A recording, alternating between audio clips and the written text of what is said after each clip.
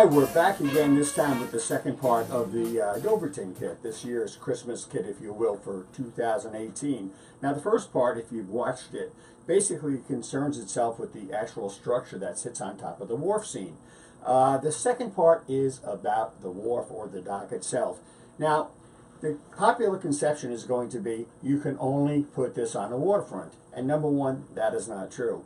The same platform set on the ground would make any industrial setting right at home with that same appearance, or slightly elevated. The whole platform itself, or dock, or wharf as we call it here, could easily be a loading dock for vehicles to come up to and load and unload. Of course, in that case, you wouldn't necessarily be using the out docks that surround the building.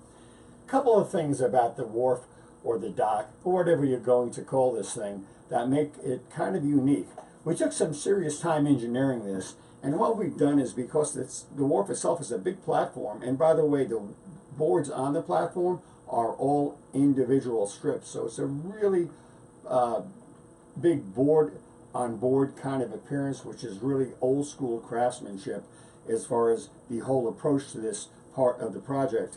What we've done is, instead of gluing a couple of pieces of basswood to make up the wharf, because it's a big piece, and then gluing it together and bracing it and everything else, what we've done is we've actually used and cut a piece of masonite. Now, this is the actual wharf itself, the size of it, without the out wharfs around it, out piers around it. If you've noticed, number one, it's an unusual shape, so you don't have to worry about that because it's already done. Being masonite, it's very rigid. Warping is nil as far as we're concerned, and of course you can see all these holes in here.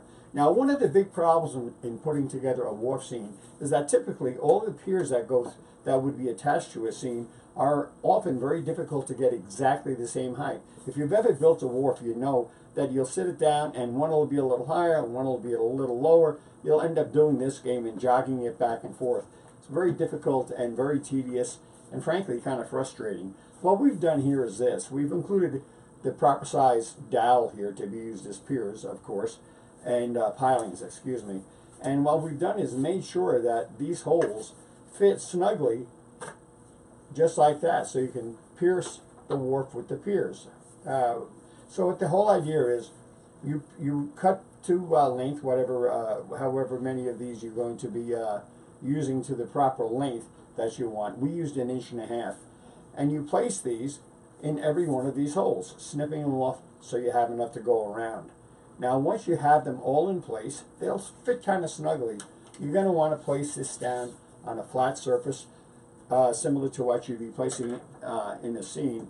And as you do that, the piers will rise a little bit. As you push down, the piers will pull up a little bit. Once you're happy that everything is level, turn the whole piece upside down and use some craft glue or white glue or actually yellow glue around the bottoms to secure the piers in place. At that point, you'll be able to take the pier, and even though they will be protruding from the top just like this, and using a fine saw, be able to just shear these off, sand it smooth, and everything will lay perfectly flat. Now, of course, you do this before you add the individual planking on the pier. Okay, so basically what we're looking at here is this is one of the drawings that come with the kit. You can see how the piers would lie, and there are a couple dozen of them at least. And if you were to look at it from above, you'll see where everything's been trimmed out and at this point covered with the individual timber strips that make up the planking. You'll see also there's no lumber in a certain area, and if you're concerned about that at all, you don't have to be, because the actual component is laser etched, so you know where not to put the decking, so you know exactly where the building will sit on the surface of this assembly.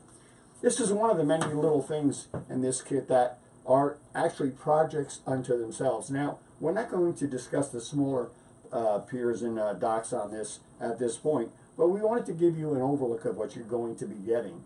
And by the way, you will be getting all kinds of additional things, and we'll talk about that in the next video, which is the accessories and what you're going to see when you open the box. So this time around, it's the wharf, the pier, the loading dock, the landing, whatever you want to call it. This is part 2 of the Doverton overlook for this year's holiday kit here at Barn Mills.